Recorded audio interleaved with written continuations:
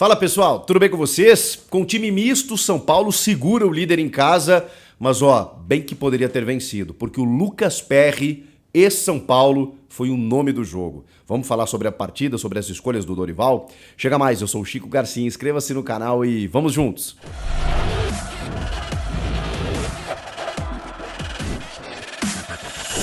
Foi um bom jogo no Morumbi, o Botafogo começando o segundo turno, defendendo uma campanha espetacular, o melhor primeiro turno da história do Campeonato Brasileiro, então com boa gordura para queimar. Mesmo assim, é um time sempre muito perigoso. Tanto que a gente coloca que o São Paulo criou boas chances, o Lucas Perry foi o nome do jogo, mas o Botafogo ainda assim conseguiu criar chances claríssimas. Mas assim, de muitas finalizações à frente do goleiro Jandrei, que fez mais uma partida segura, mas não fez grandes defesas. Porque o Botafogo perdeu gols assim à frente do goleiro. Com o Eduardo, com o Janderson, com o Tietê de média distância, bolas que passavam muito próximas do gol do Jandrei. O São Paulo conseguiu se segurar, mas a sensação que fica... talvez é a que poderia ter vencido pelo que construiu, pelo que produziu, porque não utilizou a sua força máxima, começou a colocar jogadores mais titulares na segunda parte do jogo e poderia ter chegado ao seu gol, não fosse lei do ex, será? Vale para goleiro? Lucas Perry, né? Jogador que foi trabalhado para ser um sucessor do Rogério Ceni, nunca conseguiu, acabou saindo, foi emprestado para o Náutico, voltou, foi para o Botafogo por um valor muito baixo, pouco mais de R$1 milhão, e agora já está negociado com o Lyon da França, né? Clube do John Textor, e faz um campeonato brasileiro espetacular. Ele salvou o Botafogo. Em várias oportunidades, o Lucas Perry foi determinante. O Dorival Júnior, é óbvio que precisava preservar em termos de desgaste alguns jogadores, porque assim, vamos lá, olha o jogo que o São Paulo teve que fazer com o Corinthians na quarta-feira à noite, e nós estamos, né, imaginem o jogo acontecendo no sábado, 4 da tarde. Então é óbvio que ele precisava dar uma dosada, até porque semana que vem tem Sul-Americana. O São Paulo é o único time do Campeonato Brasileiro que tem 2 Copas para se preocupar. E a Copa do Brasil, uma final contra o Flamengo. Um pouco mais para frente, é verdade. Mas, obviamente, é uma preocupação. E também você vem naquele jogo da ressaca pós uma classificação maravilhosa, né, contra um arquirrival, vencendo o seu jogo. É natural. O Inter, quando passa pelo River Plate da Argentina, por exemplo, perde na sequência pro Botafogo, tomando também um baile no segundo tempo, né, o jogo lá no Rio de Janeiro. Mas o São Paulo precisava jogar contra o líder e precisava dar uma atenção pro brasileiro. É inegável, só que é difícil não se atrapalhar, porque são muitas possibilidades nesse momento, né? Tanto que o time que chegou a figurar no G4 hoje já está na 10ª colocação e pode até ser ultrapassado aí no decorrer da rodada, ficando numa posição meio de tabela. O São Paulo em algum momento vai ter que voltar suas atenções para o Campeonato Brasileiro. O time escolhido pelo Dorival é um time que é até interessante, competitivo, e isso é importante a gente dizer. Apesar de um time com alguns reservas, ainda assim mantendo o padrão, mantendo a organização, haja vista o jogo que o São Paulo fez com reservas também contra o Atlético Mineiro, pode ser? Foi um jogo que me surpreendeu assim em termos de organização, de padrão de jogo, né? Mesmo quando você não coloca os seus titulares. É interessante, né, o que o São Paulo vem fazendo.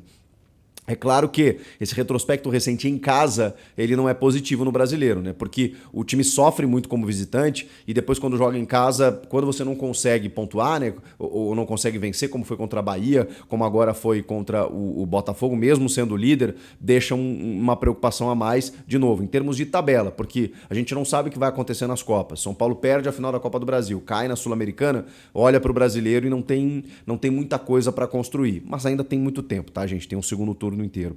Jandrei no gol, Nathan Mendes, né, o lateral direito, com o Arboleda e o Diego Costa na zaga, e o Wellington no lado esquerdo. Chamou a atenção que no final do jogo os dois laterais inverteram. Atuaram praticamente como pontas ali, né? Porque aí o jogo ficou muito mais concentrado ali por dentro, e aí o Wellington recebia bolas pelo lado direito para cortar e fazer cruzamentos ou arremates com o lado esquerdo, e o Nathan também. Embora o Nathan tenha perdido um gol nos minutos finais, no último minuto, pelo lado direito, chutando em que o Lucas Perry defendeu. Meio de campo, começou com o Pablo Maia, mas o Pablo Maia estava com uma virose, acabou saindo muito cedo do jogo. Uma escolha talvez equivocada da comissão técnica, né? Já que ele não estava se sentindo defendendo bem, e o Luan entrou. O Luan entrou bem, cara. Acho que foi um dos melhores jogos que eu vi do Luan recentes, em termos físicos, em termos técnicos. O Luan jogando ali ao lado do Gabriel Neves, essa foi uma boa notícia. Depois... você tem o Luciano, né, que fez um ótimo jogo, 2 gols anulados por impedimento, aliás, foram 7 impedimentos no ataque do São Paulo, impressionante, 2 gols anulados, um lance em que o Alexandre Pato perde para uma defesaça do PR, mas que o juiz tinha marcado impedimento, só que esse eu fiquei bem na dúvida, mas o Alexandre Pato ali tinha que ter guardado, né, e deixado a dúvida para o VAR, mas também valorizar aqui o mérito da defesa do PR, porque ele estava cara a cara com o camisa 12 do São Paulo. E aí na frente... a gente teve o Rames Rodrigues começando, né? Ele jogou o primeiro tempo e o Lucas Moura entrou no lugar dele jogando o segundo tempo, com o Juan, criticado, né, por parte da torcida. Ele perde um gol no começo do jogo pelo lado esquerdo, que também tinha impedimento, e o PR também faz uma baita defesa. Essa foi o resumo do jogo, né? O São Paulino perdendo um gol, o PR fazendo uma baita defesa e o juiz marcando impedimento. E o Michel Araújo. Cara, o que jogou o Michel Araújo? Eu sou muito fã desse jogador, tá? E uma restrição que eu tenho em relação a ele, que são poucas, né? Mas uma ressalvinha que eu tenho em relação ao Michel Araújo é a intensidade de jogo, porque eu acho ele um cara mais condutor, muita qualidade técnica com a bola no pé, para armar o jogo, e às vezes ele dá uma desligada. Hoje ele estava acelerado, cara. Hoje ele estava rápido, hoje ele estava intenso. Hoje ele estava se desdobrando, chegando a jogar por dentro ali, como um segundo homem de meio campo, vindo buscar a bola no pé do Luan para poder armar o jogo. Caindo muitas vezes na frente, ele tem muita visão de jogo, carimbando todas as bolas, não se omitiu, sabe? Participou do jogo, disse, me dá a bola aqui que eu vou tentar alguma coisa. Fez um jogaço, um jogo absurdo o Michel Araújo. Mais até do que a gente espera do que o Rames Rodrigues possa fazer, né? Que ele tenha feito no primeiro tempo. Mas também, vamos lá, né? Segundo jogo, né? Porque ele nem jogou contra o Corinthians, então nem dá para cobrar muito ainda do Rames Rodrigues. A gente sabe o quanto ele pode corresponder, muita qualidade, né? A gente sente nos movimentos dele, mas ainda tá chegando, né? O Lucas não, o Lucas está completamente adaptado. Ele entra numa posição fazendo mais a do Rato, né? Pelo lado direito, não necessariamente a do Rames. Ele entra na do Rames, mas ele não faz a do Rames, né? Ele fica mais pelo lado direito do campo, e o Lucas é um jogador que eu acho que você tem que dar mais liberdade para ele. A questão tinha o Luciano, tinha o próprio Michel Araújo fazendo essa função por dentro, e aí depois entra o Caleri, que é um cara mais agudo ali. Então, o Lucas acabou ocupando essa faixa direita do campo. Mas eu acho que o Lucas precisa estar móvel, ele precisa ter liberdade, porque aí com a qualidade que ele tem, ele vai agregar demais. E o São Paulo ocupou o campo ofensivo, criou muitas chances, mas o Botafogo, em algumas escapadas, né, como eu citei, esse Eduardo, muito bom jogador, o Tietê, né, a torcida pegando no pé, mas ele... Cara, impressionante o campeonato que o Tietê faz também. O Janderson, aí entra o Diego Costa no segundo tempo, né, fazendo a sua estreia. O próprio Segovinha, que é sempre uma substituição certa. O Luiz Henrique começando o jogo, né, e o Segovinha entra no lugar dele. O Vitor Sá também, o Marlon Freitas. Cara, o Botafogo tem um time muito ajustadinho. E acho que não fez uma grande atuação. Mesmo assim, ele foi perigoso o tempo inteiro. Ele poderia ter feito o seu gol a qualquer momento e ter saído com a vitória. Olha como é o futebol. Mas assim, se a gente for olhar briga por pontos, né? O São Paulo agrediu mais o Botafogo, tanto que o PR, para mim, foi o melhor em campo por todas as defesas que ele fez. É um ponto que você pode lamentar pelas chances criadas, mas você tem que entender o contexto, né?